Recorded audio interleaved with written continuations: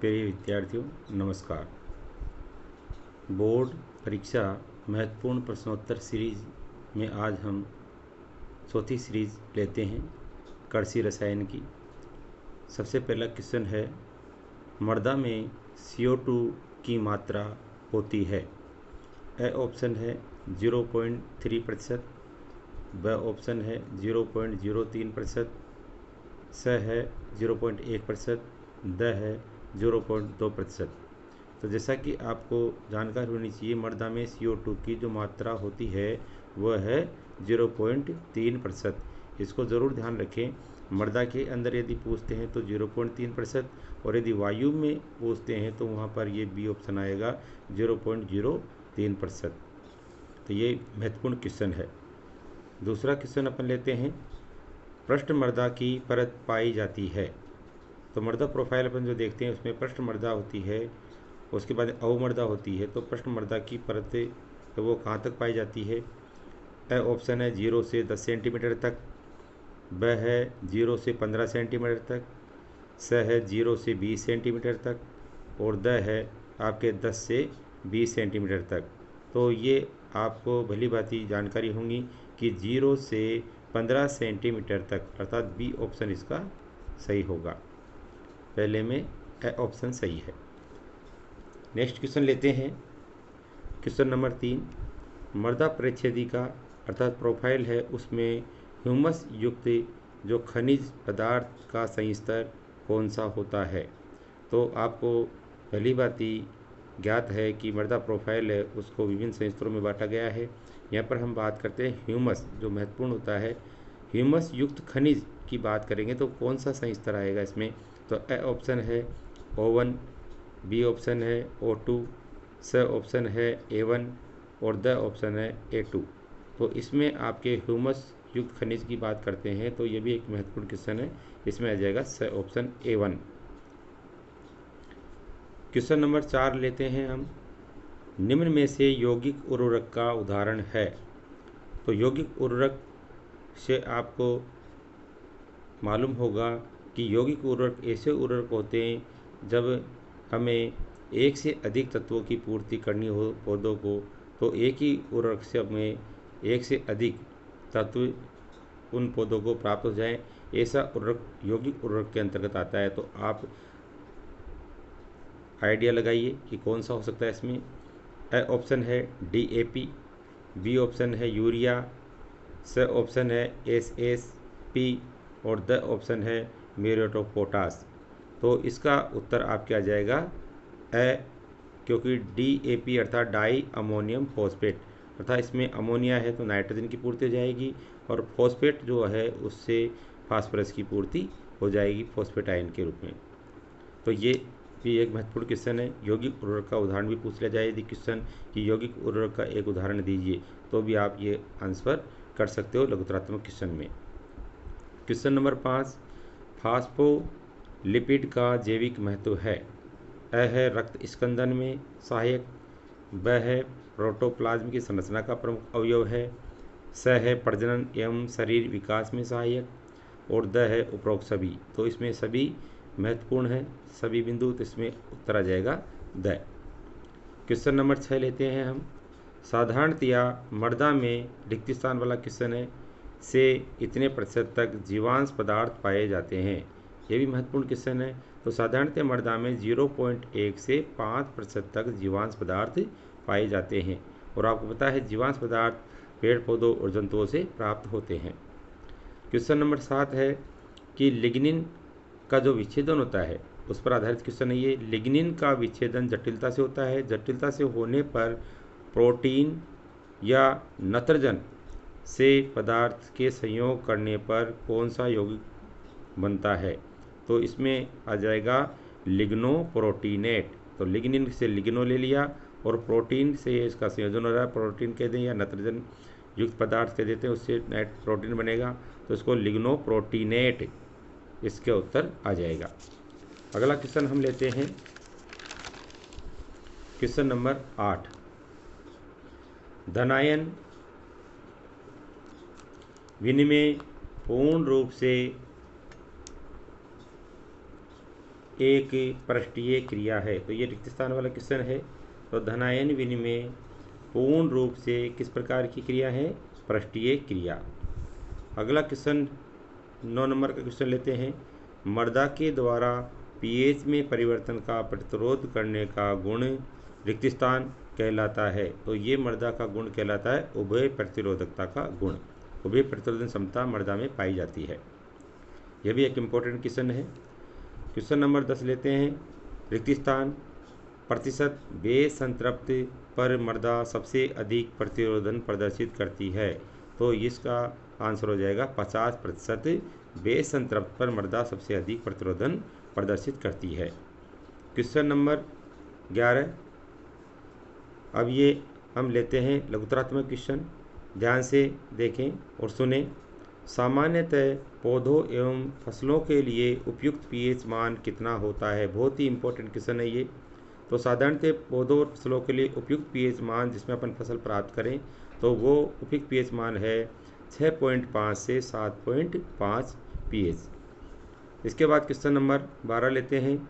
पौधे फास्फोरस को मृदा से किस रूप में ग्रहण करते हैं? तो फास्फोरस को देखिए 2 रूपों में ग्रहण करता है। तो ये भी एक इम्पोर्टेंट क्वेश्चन है। पौधे फास्फोरस को मृदा में अधिकांशतः H2PO4- तथा HPO4 आयंस के रूप में ग्रहण करते हैं। तो देखिए फॉस्फेट है, उसकी जो 3 आयन होते हैं तो ये 2 H2 आ गए तो 1 माइनस बच गया। यह भी फॉस्फेट की 3 माइनस जो संयोजकता है इसमें तो 3 आयन होते हैं, उसमें से 1 हाइड्रोजन है तो यहाँ पर 2 माइनस आ गया। तो इस तरह से हम इसको याद रख लेंगे। तो H2PO4- तथा HPO4 आयंस के रूप में पौधे फास्फोरस को ग्रहण करते हैं। अगला क्वेश्चन लेते हैं। Question number 13। अम्लीय मृदा किसे कहते हैं? ये भी बहुत अच्छा क्वेश्चन है। तो वे मृदाएं जिनका पीएच मान 7 से कम होता है। ये तो हम सभी जानते हैं। अधिकतर इसका आंसर लिखते हैं कि भाई अम्लीय मृदा किसे कहते हैं? जिसका पीएच मान 7 से कम होता है। अम्लीय जल किसे कहेंगे? जिसका पीएच मान 7 से कम होता है। लेकिन एक बात और हमको ध्यान रखना है, क्योंकि आयन विनिमय आदि हम जो पढ़ते हैं वहाँ भी इसका जिक्र किया जाता है, वे भी महत्वपूर्ण है कि जिनमें हाइड्रोजन तथा एल्युमिनियम आयन अर्थात H+ आयन MaL3+ आयन की प्रधानता होती है वो अम्लीय मृदाएं कहलाती है। ये बहुत ही इंपॉर्टेंट क्वेश्चन है। ध्यान रखें कि हाइड्रोजन आयन और एल्युमिनियम आयन की अधिकता होने पर अम्लता बढ़ती है। एल्युमिनियम सबसे ज़्यादा बढ़ता है। इसके बाद देखिए अम्लीय मृदा सुधारक में प्रयुक्त कोई से 2 चूना पदार्थों के नाम लिखिए। ये भी एक इम्पोर्टेंट क्वेश्चन है, बहुत ही अच्छा, कि अम्लीय मृदा सुधार में काम में आने वाले कोई से 2 चूना पदार्थों के नाम लिखिए। तो हम देखिए कोई से भी 2 नाम लिख सकते हैं।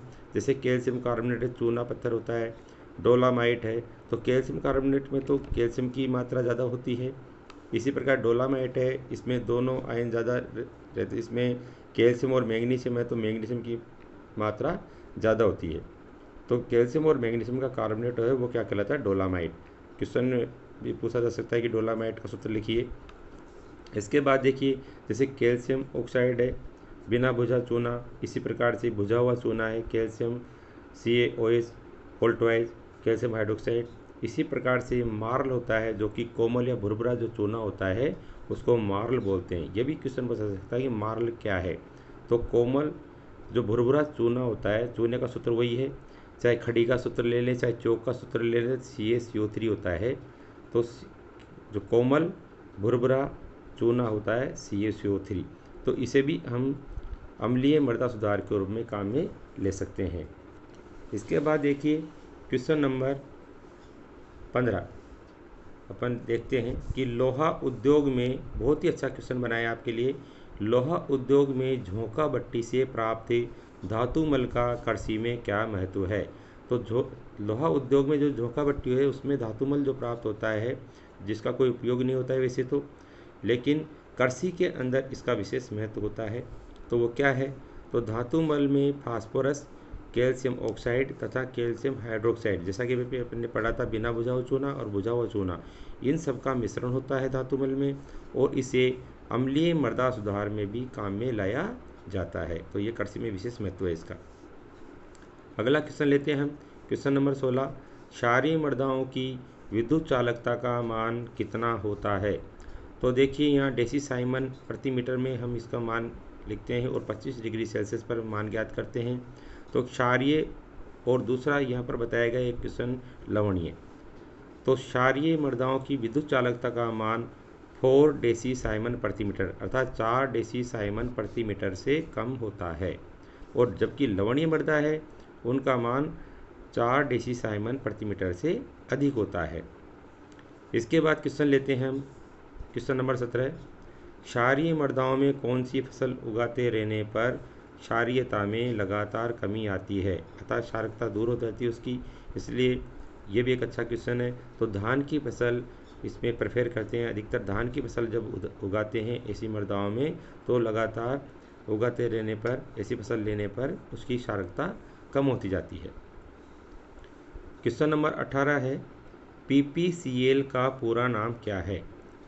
देखिए PPCL लिमिटेड है, तो P आपके फास्फोरस है, तो इसका पूरा नाम है P से पारादीप, P से फास्फोरस एंड C से केमिकल लिमिटेड। तो ये भारत सरकार का एक उपक्रम है जिसके द्वारा पायराइट का वितरण किया जाता है। एक इम्पोर्टेंट क्वेश्चन है ये भी। और पायराइट क्या होता है। पायराइट एक सस्ता मृदा सुधारक होता है जो क्षारीय मृदा सुधार में काम में लाया जाता है, जैसा कि जिप्सम भी लाया जाता है काम में, तो आगे अपन पढ़ेंगे।